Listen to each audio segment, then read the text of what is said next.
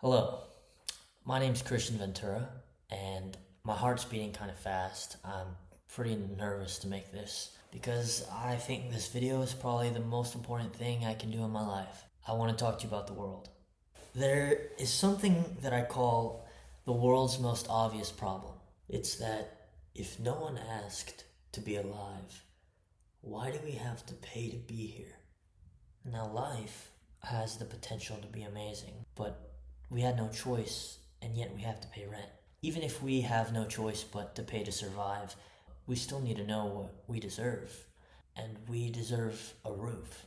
Housing is a birthright. Yes, the world we live in has made it a commodified product. Housing is profit driven, it's been capitalized. When really, free housing isn't this crazy thing to have, it's the right thing to have. If we fail to admit what we deserve, you betray yourself. It's like surrendering your soul. And I hope even after the minute that I've been talking to you, you're reminded of what you deserve and that you refuse to accept life on the terms of how others positioned it before you. And frankly, I want to leave the world in a better position for the next people born here without a choice. I'm going to create universal housing for free, no matter what it takes, no matter how long it takes, because it's fair.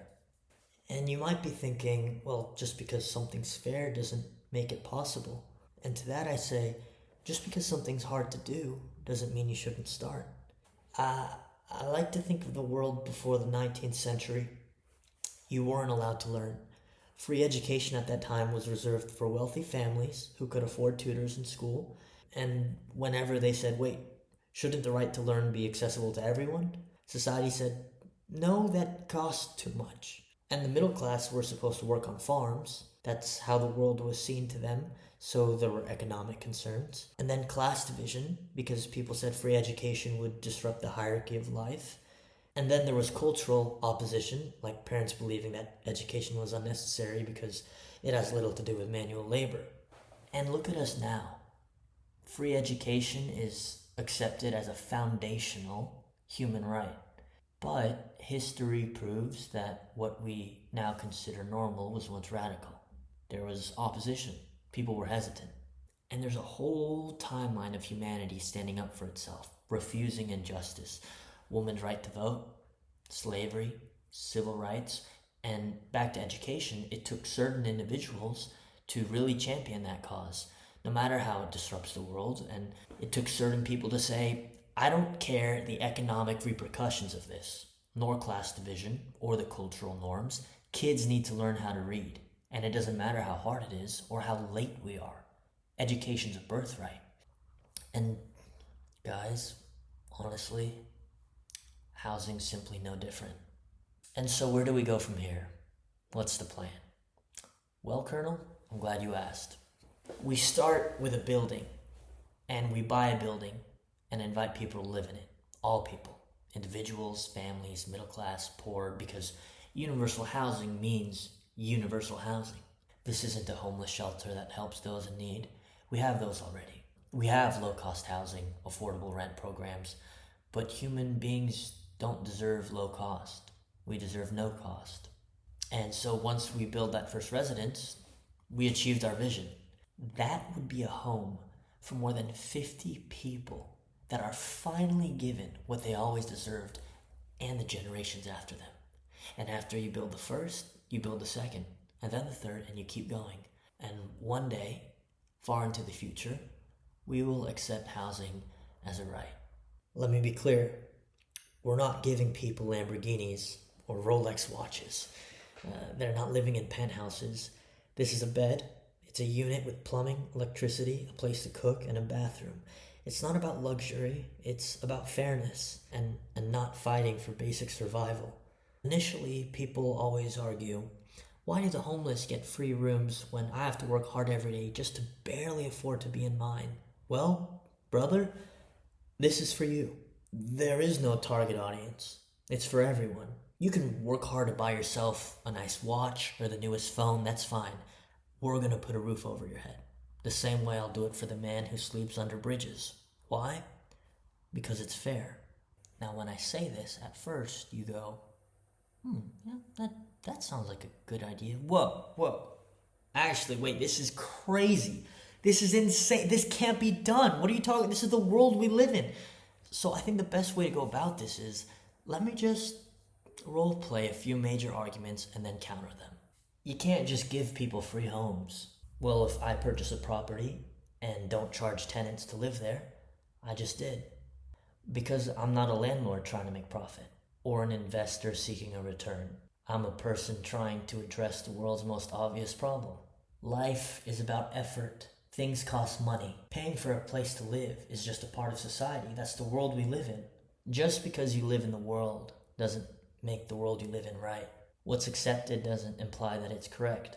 Public education was unwanted and impossible, and now it's viewed as a global and ethical standard. We challenged it then, and we'll challenge it now. Things do cost money, and no one is stopping you from buying anything you want. But step one, everyone deserves a roof. Okay, hold on. This costs lots of money to make happen. Of course it does. But the cost of doing nothing is greater. Challenges shouldn't stop us. We need to prioritize long-term benefits over short-term costs. It is a lot of money, and we'll have to rely on donations. And if we need to register as a nonprofit organization, then sure, we're an NGO.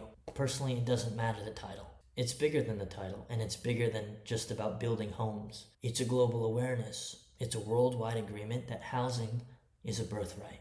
Shelters already exist, yes, but this isn't about income. It's about guaranteeing a place to live for everyone. Models that already exist offer affordable housing, but it doesn't tackle the core violation of our existence, that we're born without a roof.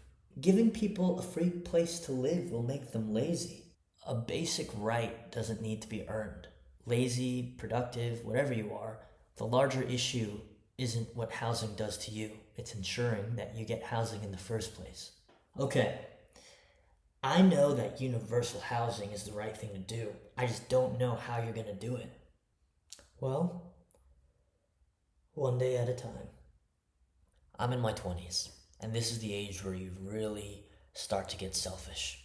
You want experiences and freedom, and on top of that, you want to save your money for your 30s, not give it to others. But I think this is the exact time when dreams die.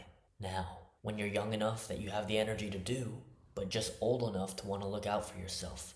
No one's talking about this. In 2024, no. It's nowhere near anyone's agenda.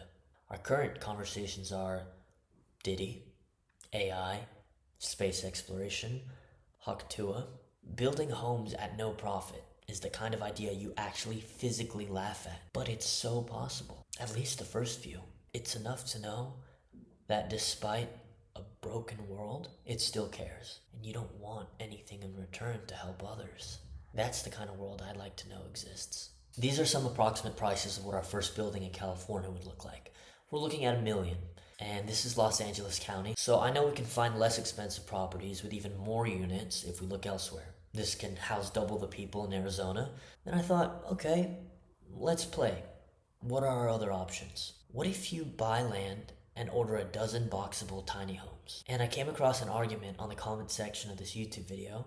Someone said, oh, these could be for the homeless. And then someone replied, $50,000 isn't just disposable cash to the average person on the street. And then someone challenged if the government could even afford $50,000 a home for everyone. To which someone countered, if the US spent their money properly, they can. So everyone there agreed it's a good idea. It's just that there's no money. And even if there was, no entity or government is going to really do it. However, we can. Now, is $50,000 for a single unit the best use of money at the start? I'm not sure. I want to speak to as many people as I can to be as informed as possible before making that decision. What's important is that there will be a decision. If no one will step up, who's going to do it? We will. If we solve the who problem, then we just have to solve the when problem. And when? I think now. Wake up.